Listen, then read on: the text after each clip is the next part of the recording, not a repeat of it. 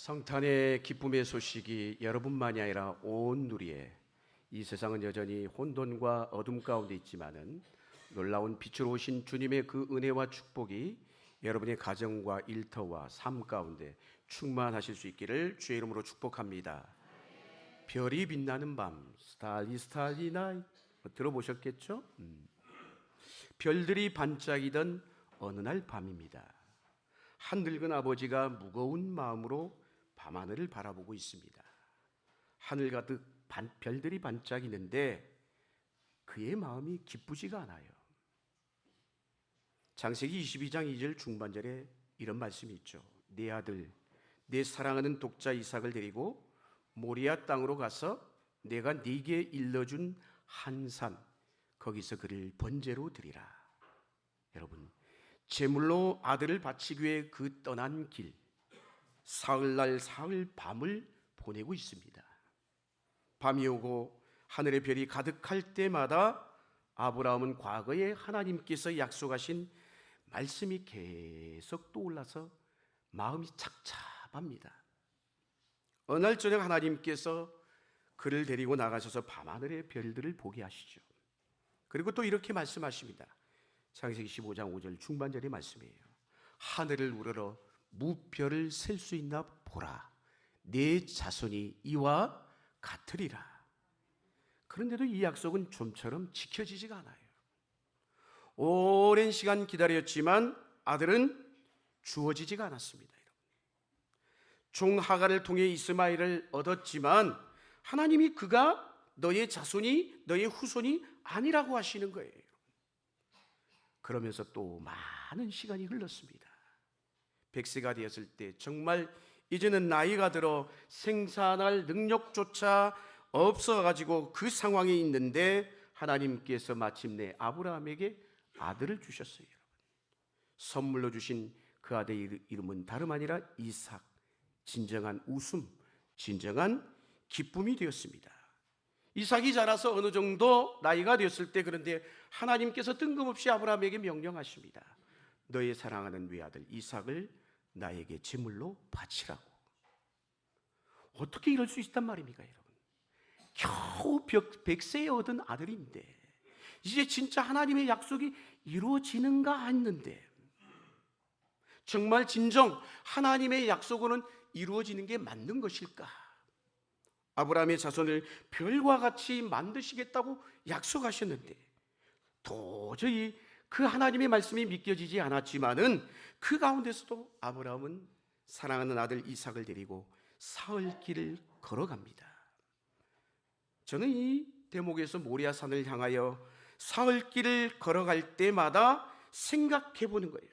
야, 아브라함의 마음이 도대체 어땠을까? 그가 정말 일관되게 그 사흘길을 걸어가면서 하나님을 향한 마음이 흔들리지 않았을까? 아들을 바쳐야 되겠다는 그 마음이 과연 한결 같았을까? 묻게 되는 거예요. 특히나 아들과 함께 밤을 보낼 때마다 그의 마음이 어떠했는지 상상해 보게 됩니다. 밤하늘에 눈을 떠서 보면 별이 저렇게 무수하게 떠 있는데 그 별들을 보게 하시며 자기의 자손이 이와 같을 것이라고 약속하셨는데 하나밖에 없는 이 아들 이삭을 바치라고 하시니 여러분, 아브라함의 마음이 어떠했겠습니까? 사흘이 지나고 마침내 아브라함이 모리아 산에 올라 이삭을 제물로 바치고자 합니다. 그런데 하나님께서 아브라함아, 아브라함아, 급하게 아브라함의 이름을 부르시죠. 그리고 창세기 22장 12절 중반절 뭐라고 말씀하십니까? 한번 읽겠습니다. 시작.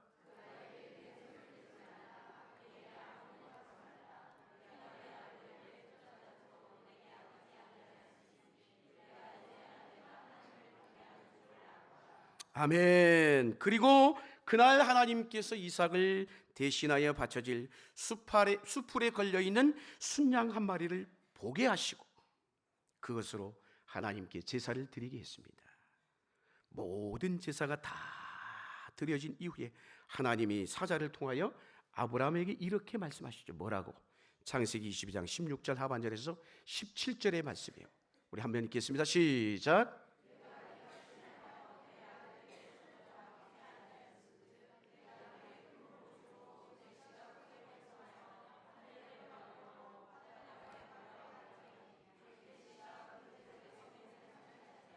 아멘. 저렇게 약속을 하셨어요. 그리고는 수천 년의 시간이 지났습니다. 하나님과의 약속을 아는지 모르는지 별이 빛나는 밤이 수없이 지나가고 또 지나갑니다. 그러던 어느 날 동방의 박사들이 별빛이 찬란한 그 밤에 한 큰 별을 따라 움직이기 시작하죠. 온 하늘을 채우던 별들 중 왜 저 별들만 유독 심상치 않아 보일까? 강한 빛을 내며 그 별을 결국 따라서 가게 되죠. 여러분, 별이 지시하는 곳을 따라 가는 일이 그들에게 어쩌면 신비로운 경험이었을 것입니다. 이 큰 별이 무별들과 함께 찬란하게 빛나던 그 밤은 하나님께서 자신의 하나밖에 없는 외아들을 이 땅에 보내신 날이었습니다. 모리아 산에서 아브라함이 보낸 밤과 연관하여 오늘 저는 이 말씀을 다시 이렇게 묵상하며 생각해 봅니다.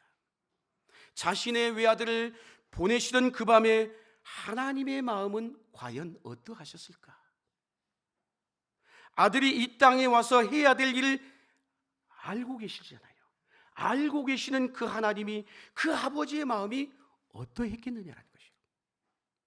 죄 없이 십자가를 지고 죽음을 맞이하실 것을 누구보다도 아시는 하나님 아버지의 마음이 과연 어떠했겠습니까, 여러분?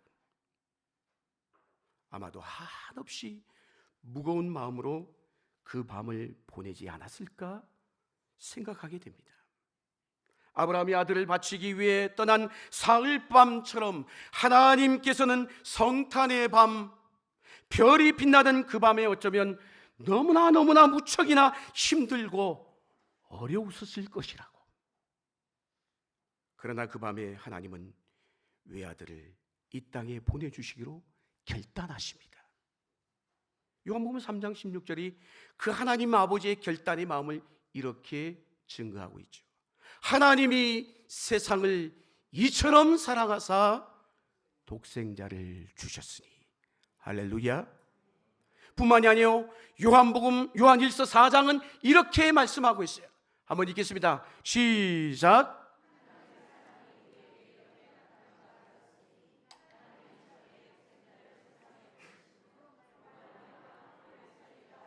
아멘. 모리아 산에서 아브라함이 당신의 외아들을 내어놓았다면 우리 하나님은 베들레헴에서 당신의 외아들을 이 땅에 내어놓으셨어요.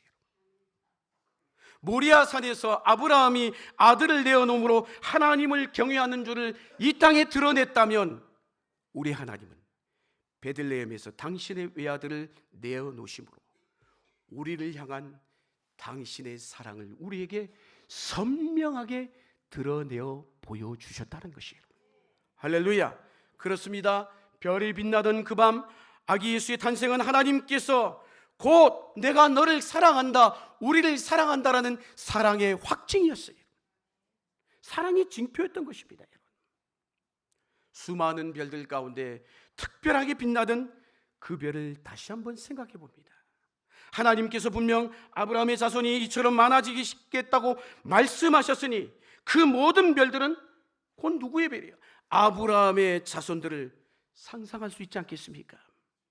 조금 더 넓게 생각한다면 인류를 상징할 수도 있을 것입니다. 그런데 그 별들 중에 유독 눈에 두드러지게 나타나는 큰 별이 있었습니다. 그 별을 누가? 동방의 박사들이 보게 된 것이에요. 이 별은 아브라함의 자손이면서 동시에 특별한 별이었습니다. 그들은 이 별이 왕의 별임을 어쩌면 직감했던 것 같아요. 그래서 경배하기 위하여 그 머나먼 길을 떠납니다. 물론 세상의 임금인 줄로 생각했을지도 몰라요. 하지만 그 별은 인류의 구원자이신 하나님의 아들의 별이었습니다. 그래서 모든 별들과 똑같이 빛나고 있었지만은 그 별은 다른 변들과 분명하게 달랐다는 것이에요. 인간의 몸을 입고 들어오신 하나님, 바로 성육신의 신비가 모든 별들과 함께 반짝이 돼 뿐만 아니라 유독 빛나는 모든 별들과 함께 움직이는 듯 보이지만은 우주의 질서가 아닌 다른 방식으로 움직이고 있는 그 큰 별을 통하여 드러납니다. 오늘 본문 요한복음 1장은 바로 그 성육신의 놀라운 신비, 아기 예수님의 오심을 이렇게 소개하고 있죠. 우리 1절에서 5절 말씀 화면에 있습니다. 같이 읽겠습니다. 시작.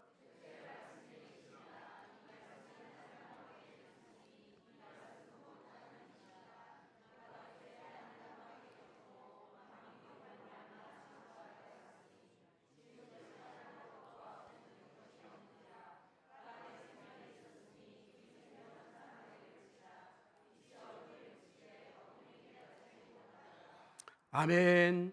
사도 요한은 요한복음을 통해 예수님을 뭘로 표현하고 있어요? 말씀으로 표현하며 또 빛으로 표현하고 있음을 보게 됩니다. 빛으로 표현된 예수님에 대한 표현은 우리에게 하나의 그림을 그려주고 있죠. 어떤 그림? 오늘 이렇게 말씀하죠. 빛이 어둠에 빛이 돼 어둠이 깨닫지 못하더라. 요한복음은 빛이 비쳤으나 세상이 알지 못했다라고 증언하고 있어요. 마태복음에 나타난 동방박사를 향해 비추어진 그 빛을 함께 대입해서 이렇게 생각해 봅니다. 거룩한 성탄의 밤, 한 별이 그의 오심을 드러내고 있습니다. 동방의 박사들이 그것을 보고 경배하려 왔지만 대부분은 그가 온 것을 알지 못합니다. 하나님께서 눈을 열어 주셔서 보게 하신 이들만이 주님의 오심을 알 뿐인 거예요. 무슨 얘기예요? 참 빛이 이 세상에 왔지만 문제는 이 세상이 알아차리지 못했다라는 거예요. 그런데 사실 요한복음이 말하는 빛은 우리가 보고 눈으로 식별하는 그런 차원의 빛이 아닌 것이에요. 요한은 이 빛을 뭐라고? 생명이라고 말하고 있지 않습니까? 생명이라고 오늘 말씀이에요. 그리고 이 빛을 뭐라고요? 참 빛이다, 이렇게 이야기하고 있습니다. 여러분, 다시 말해서 참 빛이 있고 그렇지 않은 빛이 있다라는 거예요. 여러분, 성경은 우리에게 적어도 두 가지 차원의 빛이 있다는 사실을 알려주고 있습니다. 우선 창세기가 알려주는 빛이 있죠. 창세기 1장 3절에서 5절 상반절의 말씀입니다. 한번 읽겠습니다. 시작.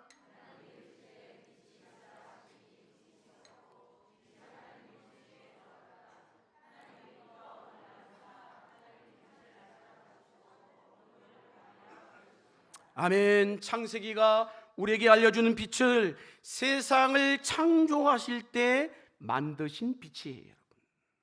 어둠과 대비되는 빛인 것이죠, 여러분. 그러니까 밝음이죠. 어둠의 반대인 밝음이라고 말할 수 있습니다. 모든 것들이 보이도록 만드는 어떤 것이고 모든 것들을 드러내는 바로 그 어떠한 것. 우리는 빛을 통해서 눈으로 인식되는 것을 바라보잖아요, 여러분. 빛이 없다면 우리는 바라볼 수 없죠, 여러분. 이것이 바로 창세기가 말해주는 빛이에요, 여러분. 하지만 요한복음이 말하는 참 빛은 전혀 다른 차원의 빛인 것이에요. 요한복음은 세상이 이 빛을 가지고 있지 못하다라고 암시하고 있습니다. 이 참 빛은 어떤 빛? 생명과 관계되는 빛인 것이에요. 창세기의 빛이 어둠과 대비되는 빛이라면 이 빛은 도리어 죽음과 대비되는 빛인 것이에요. 그래서 뭐라고? 사도 요한은 생명이다, 생명이라고 말씀하고 있는 것이에요. 창세기의 빛은 창조의 결과로서 하나님의 말씀으로 지어진 빛입니다. 하지만 요한복음이 말하는 빛은 만물을 지으신 빛인 것이에요. 그러므로 어떤 빛? 창조하는 빛인 것이에요. 할렐루야. 창조의 결과가 아니라 창조의 원인으로서의 빛을 얘기하는 것이에요. 다시 말해서 창세기가 말하는 빛은 보이게, 우리 눈으로 보이게 하는 빛이지만 요한복음이 말하는 빛은 이 땅에 존재하게 하는 빛이라는 거예요. 할렐루야. 그래서 사도 요한은 뭐라고? 생명이다, 생명이다 라고 얘기하고 있는 것이에요. 요한은 이 빛을 창세기와 연결하면서 이야기하고 있습니다. 빛은 곧 뭐라는 거예요? 말씀이다, 이렇게 이야기하고 있는 것이에요. 태초에 하나님께서 무엇으로? 말씀으로 모든 만물을 만드셨듯이 이 빛은 모든 것을 창조하는 능력이고 존재케 하는 힘인 줄로 믿습니다. 이 빛이 곧 뭐예요? 예수 그리스도이신 것이에요. 믿으십니까? 성경이 뭐라고 합니까? 이 빛이 이 땅에 왔으나 세상이 알아차리지 못했다라고 얘기를 하고 있습니다. 이것이 바로 성탄절의 비밀인 것이에요. 성경이 말합니다. 요한복음 1장 오늘 9절에서 11절 세 번역으로 화면에 있습니다. 읽겠습니다. 시작.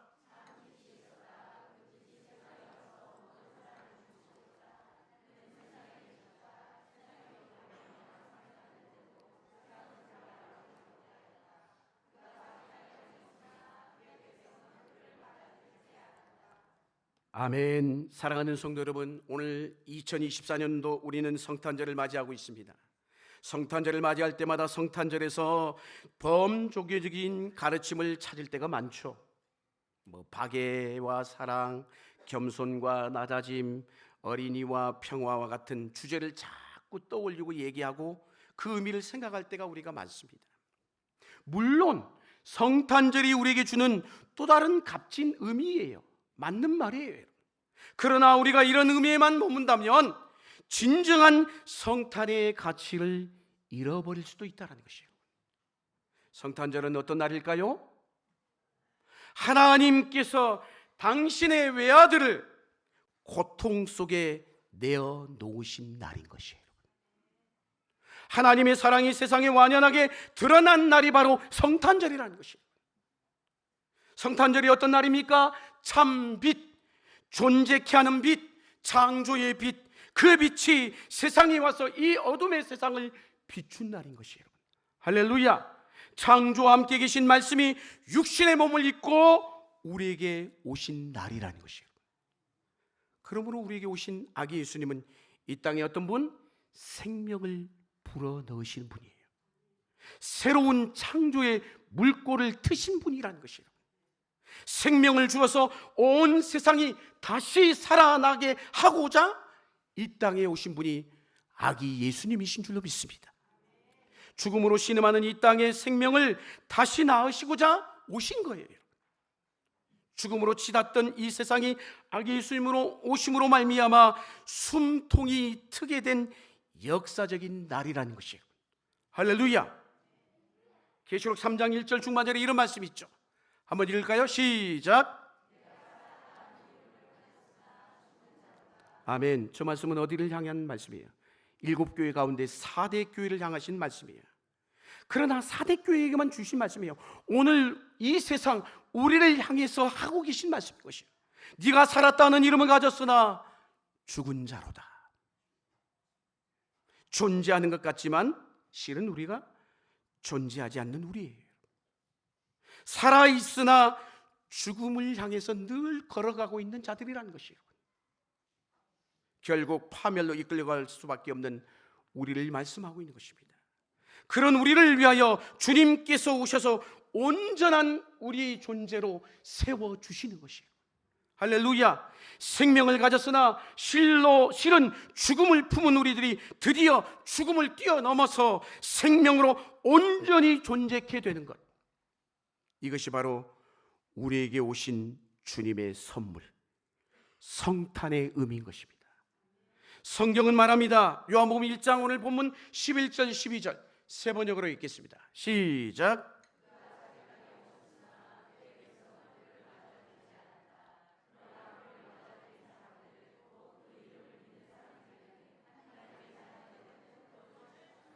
아멘.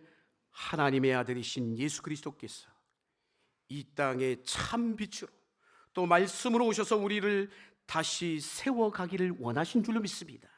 하나님의 아들과 딸로 다시 태어나게 하신다는 거예요. 이것이 바로 주님의 이 땅에 오심의 진정한 의미인 것이에요. 그러므로 아기 예수님의 오심은 우리에게 무엇이에요? 소망인 줄로 믿습니다.